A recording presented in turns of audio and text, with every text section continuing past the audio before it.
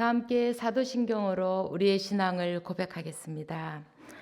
전능하사 천지를 만드신 하나님 아버지를 내가 믿사오며 그 외아들 우리 주 예수 그리스도를 믿사오니 이는 성령으로 잉태하사 동정녀 마리아에게 나시고 본디오 빌라도에게 고난을 받으사 십자가에 못 박혀 죽으시고 장사한 지 사흘 만에 죽은 자 가운데서 다시 살아나시며 하늘에 오르사 전능하신 하나님 우편에 앉아 계시다가 저리로서 산자와 죽은 자를 심판하러 오시리라. 성령을 믿사오며 거룩한 공회와 성도가 서로 교통하는 것과 죄를 사하여 주시는 것과 몸이 다시 사는 것과 영원히 사는 것을 믿사옵나이다. 아멘.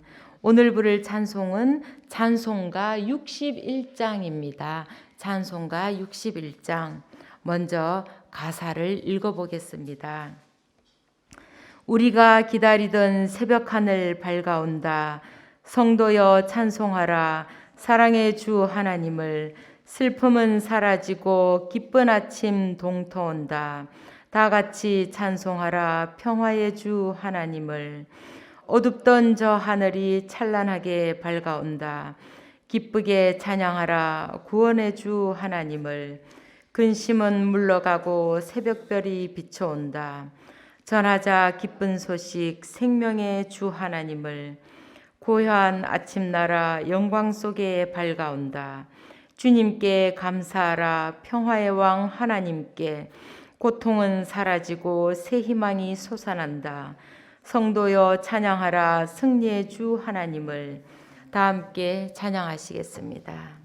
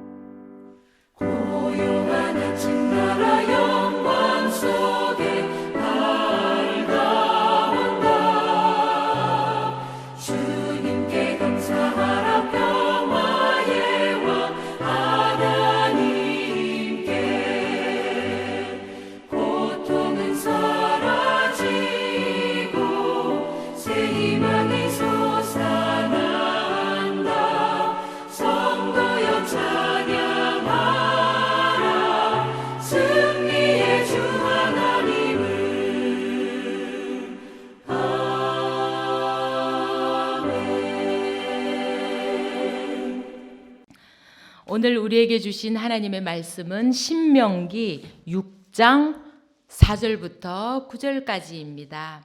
신명기 6장 4절부터 9절까지입니다.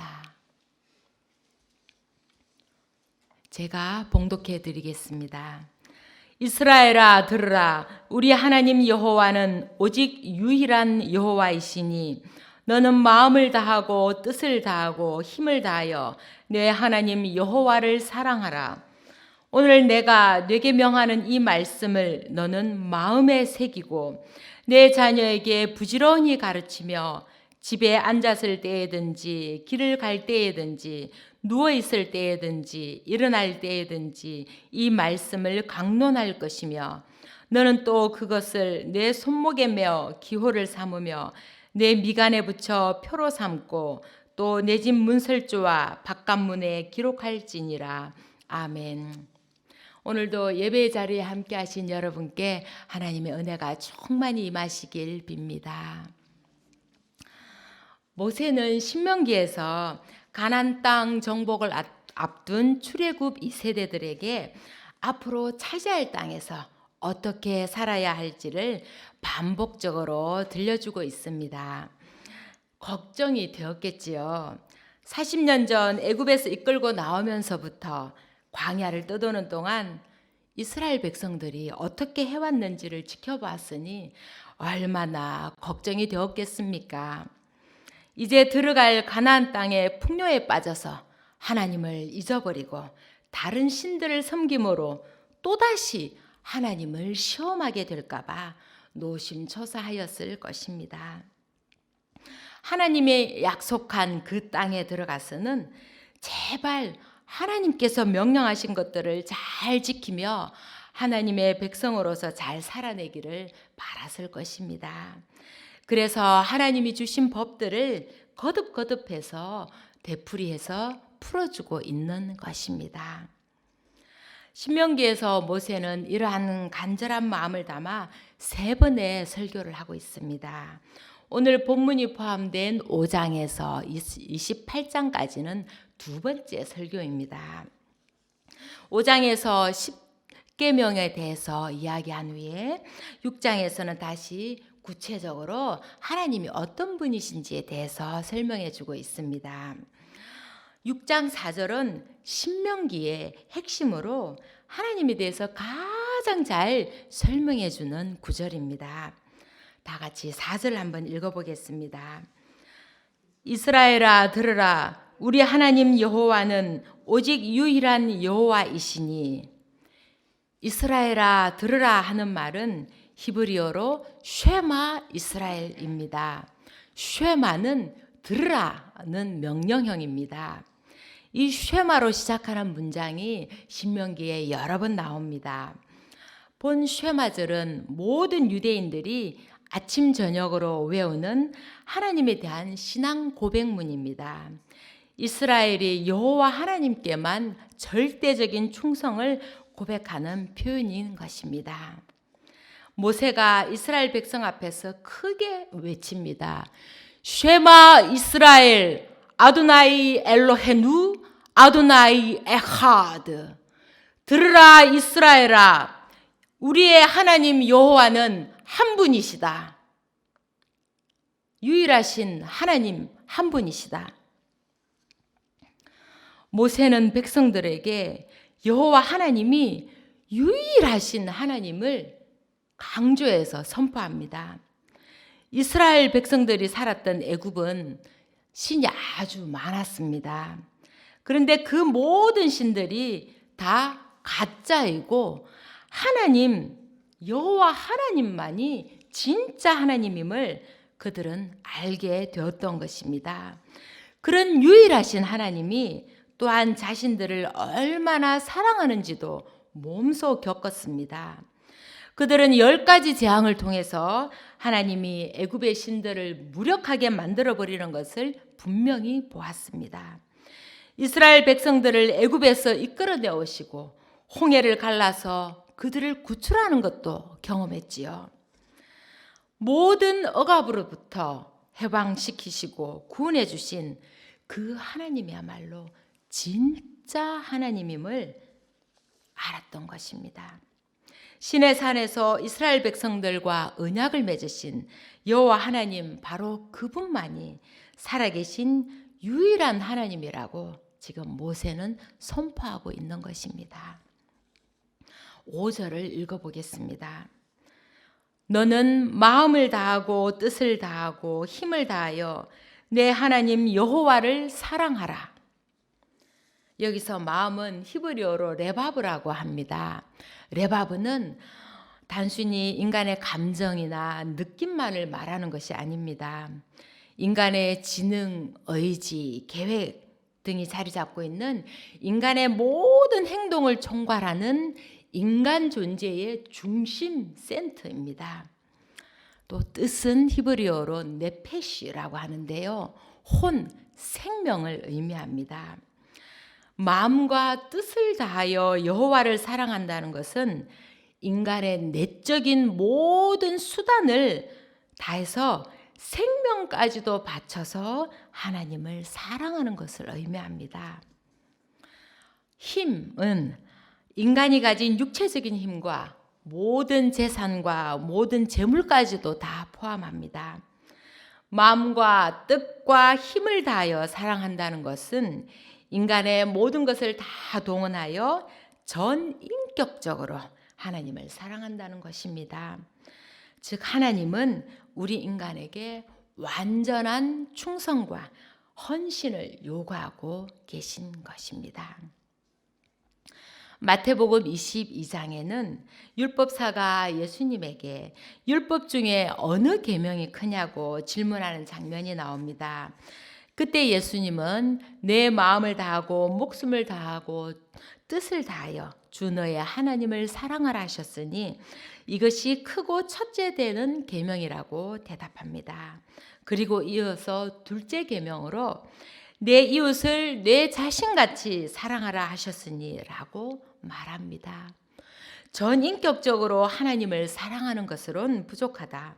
하나님의 사랑은 행동이 뒤따라야 한다고 알려주는 것입니다. 신명기 10장 18절에는 고아와 과부를 위하여 정의를 행하시며 나그네를 사랑하여 그에게 떡과 옷을 주시나니라며 하나님이 그렇게 하셨다고 전하고 있습니다. 즉 하나님은 아주 구체적인 행동으로 인간을 사랑하는 분임을 우리에게 가르쳐주고 있습니다. 그러니 너희도 구체적인 행동으로 하나님 사랑을 살아내라는 것입니다. 우리는 사랑하면 감정적인 것을 먼저 생각하고 감정이 전부인 것처럼 여길 때가 있습니다. 사랑에서 감정은 당연히 중요한 것이지요. 그러나 그것이 전부가 되어버려서는 안 됩니다. 우리가 자녀를 사랑한다고 매일 말만 하고 아이들에게 밥도 주지 않고 옷도 빨아주지도 않고 어떻게 살아가야 하는지 교육하지도 않고 잘못을 저질러도 훈육하지 않는다면 과연 그것이 사랑한다고 사랑이라고 말할 수 있겠습니까? 사랑하는 것은 말로만 하는 것이 아니요. 감정만 출렁이는 것도 아니고 그것이 반드시 행동으로 드러날 때 사랑이라고 할 수 있습니다. 우리가 하나님을 찬양할 때 지극한 사랑의 감동을 담아 뜨겁게 부릅니다. 그렇게 눈물 흘리며 감동에 젖어 찬양을 하면 하나님 사랑이 가슴에 흘러 넘치는 것 같습니다. 그런데 정작 삶이 그것을 뒷받침해 주지 않으면 그 찬양은 공중에 흩어지고 마는 것입니다. 일시적인 감정풀이에 지나지 않는 것입니다.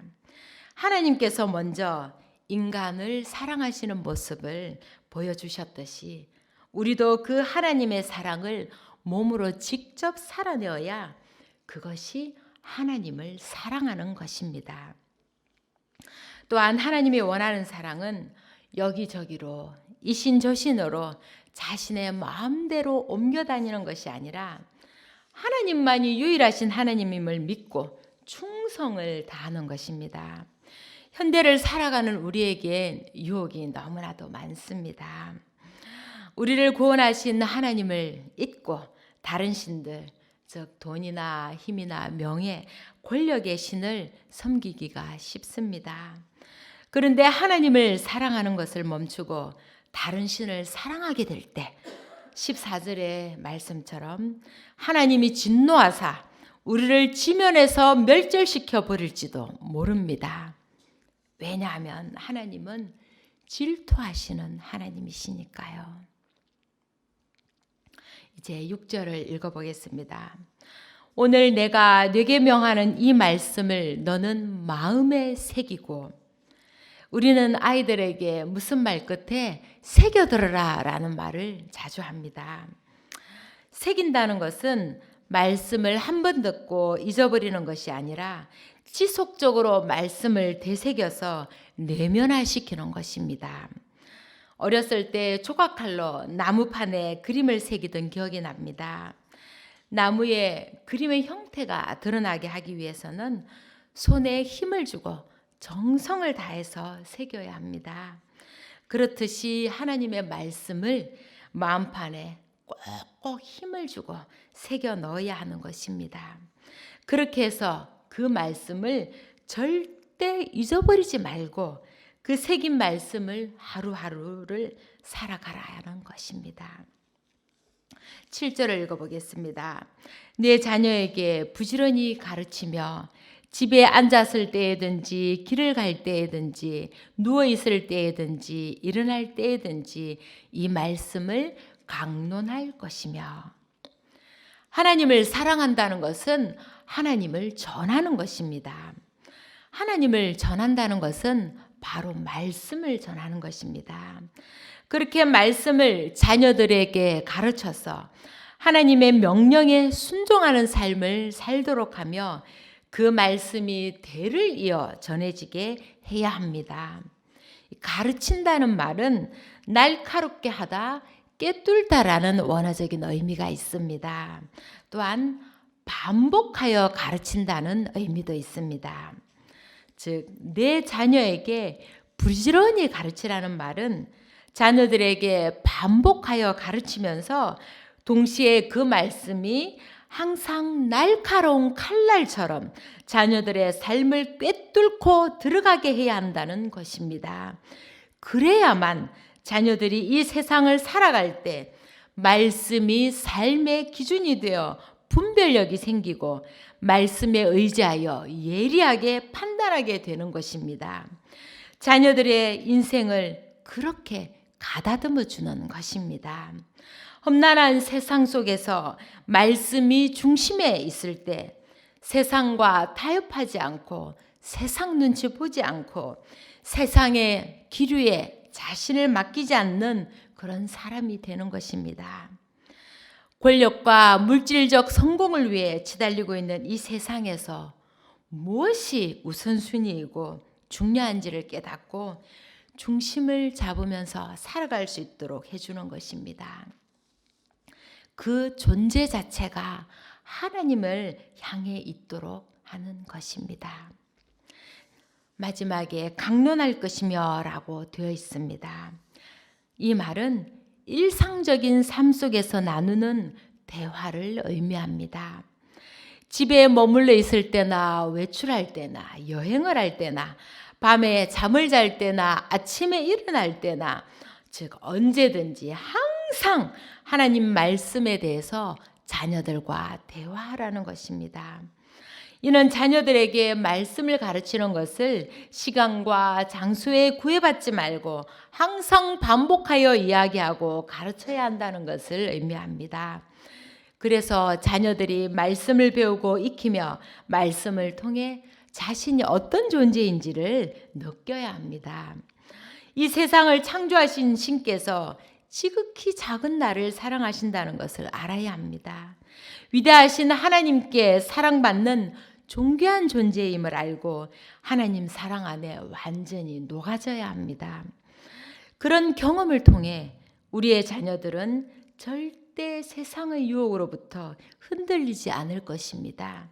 흔들리다가도 금방 제자리로 돌아오게 될 것입니다.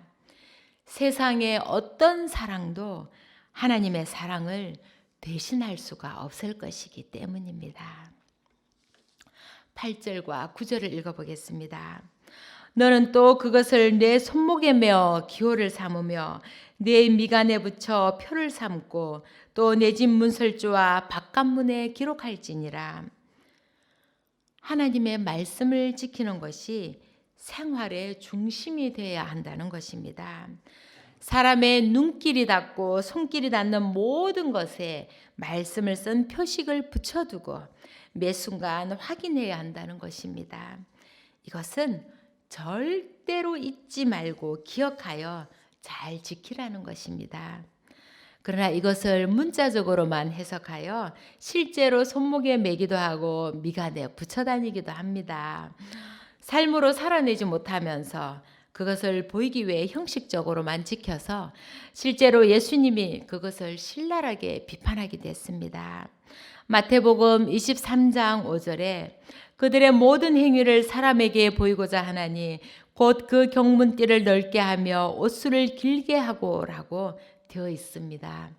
이 말씀은 바리새인들이 남에게 보이기 위해서 외향적으로만 말씀을 지키는 척하고 실제로는 말씀을 삶으로 살아내지 못하고 있는 것에 대해서 예수님이 지적한 것입니다. 이것을 통해서 우리의 신앙의 수준을 한번 되돌아보아야 하겠습니다. 이렇게 신명기 6장 4절에서 9절까지의 말씀을 살펴보았습니다. 쉐마는 이스라엘뿐만 아니라 하나님을 믿는 모든 사람들이 지켜야 할 절대 명령입니다. 하나님이 세상을 사랑하시면서 좋다는 말씀을 매일 하십니다. 그렇게 처음에 세상은 하나님 마음에 쏙 드는 그런 곳이었습니다. 인간 또한 처음에 세상에 나왔을 때 하나님 보시기에 가장 좋은 것이었습니다. 좋은 상태였습니다. 그런데 인간들이 자꾸 자기 마음대로 살면서 죄를 짓기 시작하니 하나님과의 관계가 멀어지고 삶이 힘들어지게 된 것입니다. 그렇게 고통스럽게 살아가는 모습이 하나님 보시기에 마음이 아프셨습니다. 그래서 사랑하는 인간들이 행복하게 살도록 죄에서 구원을 얻도록 법을 만들어 주셨던 것입니다. 그 법을 잘 지키면 6장 2절의 말씀처럼 내 날이 장구하게, 즉 장수하게 될 것입니다. 이렇게 24절에 또한 그 말씀처럼 그 법은 우리가 항상 복을 누리게 하기 위해서 만들어진 것입니다. 하나님이 우리를 지극히 사랑하시기 때문에 우리를 고통에서 구원하기 위해서 법을 주셨던 것입니다. 그런데도 인간들은 하나님의 사랑을 저버리고 죄의 길로 잘못 가기 일쑤였습니다. 더 이상 구제할 길 없는 지경까지 간 것입니다. 그런데도 하나님은 끝까지 우리를 포기하지 않으시고 그의 사랑하는 아들을 보내주셨습니다. 예수님이 어떻게 사는지 한번 보거라. 그렇게 살면 너희는 절대로 하나님의 사랑의 길에서 벗어날 수가 없을 것이다. 그를 모범으로 삼거라. 그러나 결국 예수님은 죄로 물든 인간을 구원하기 위해서 자신의 생명을 십자가에 내어주셔야만 했습니다. 예수님의 삶을 기억하고 우리의 죄를 참회하는 이 사순절기에 하나님에 대한 우리의 사랑이 회복되기를 소망합니다. 하나님께 온전히 집중하길 원합니다. 하나님의 말씀이 살아있는 삶이길 원합니다. 하나님의 말씀을 사랑하는 자녀들에게 대를 이어 전수하는 부모가 되길 원합니다. 행동하는 그리스도인이 되길 원합니다. 저와 여러분 모두에게 이 소망들이 주님 안에서 온전히 이루어지는 하루하루가 되시기를 축원드립니다. 기도하겠습니다. 사랑의 하나님, 감사합니다. 우리가 하나님을 알기 전부터 우리를 사랑하셨던 하나님 앞에 우리의 전 존재를 맡깁니다. 우리를 주님의 뜻 가운데 거하게 하시고 주님의 사랑의 도구로 써 주시옵소서. 하나님, 하나님의 사랑을 통해 저희들의 사랑하는 모습을 돌아보게 됩니다. 곁에 있는 아내에게, 남편에게, 자녀에게, 이웃에게 과연 우리는 어떤 사랑을 했는지 반성하게 됩니다. 사랑한다면서 그들에게 고통을 준 건 아닌지, 헌신하지 못하고 한눈을 판 건 아닌지, 사랑의 굴레를 씌워 그들을 정서적으로 학대하지 않았는지 회개하고 또 회개하오니 주님, 제대로 사랑하지 못한 죄를 용서하여 주옵소서. 부족한 죄인이오나 하나님을 사랑할 수 있어서 감사합니다.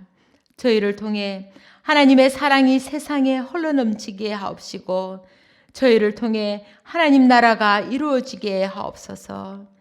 우리의 자녀들이 하나님을 믿는 믿음 안에서 기쁘게 살아가게 하시옵고 말씀을 배우고 익히며 하나님 주시는 복을 마음껏 누리게 하옵소서.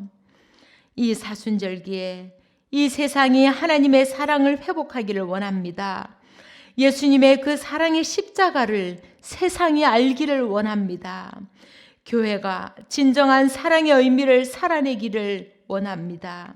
그 사랑의 선봉대로 저희를 세워주시옵소서. 이 모든 말씀 우리를 죽기까지 사랑하시는 우리 주 예수 그리스도 이름으로 간절히 기도하옵나이다. 아멘. 하늘에 계신 우리 아버지여, 이름이 거룩히 여김을 받으시오며 나라의 임하옵시며 뜻이 하늘에서 이루어진 것 같이 땅에서도 이루어지이다. 오늘날 우리에게 일용할 양식을 주옵시고 우리가 우리에게 죄 지은 자를 사하여 준 것 같이 우리 죄를 사하여 주옵시고 우리를 시험에 들게 하지 마옵시고 다만 악에서 구하옵소서. 대개 나라와 권세와 영광이 아버지께 영원히 있사옵나이다. 아멘.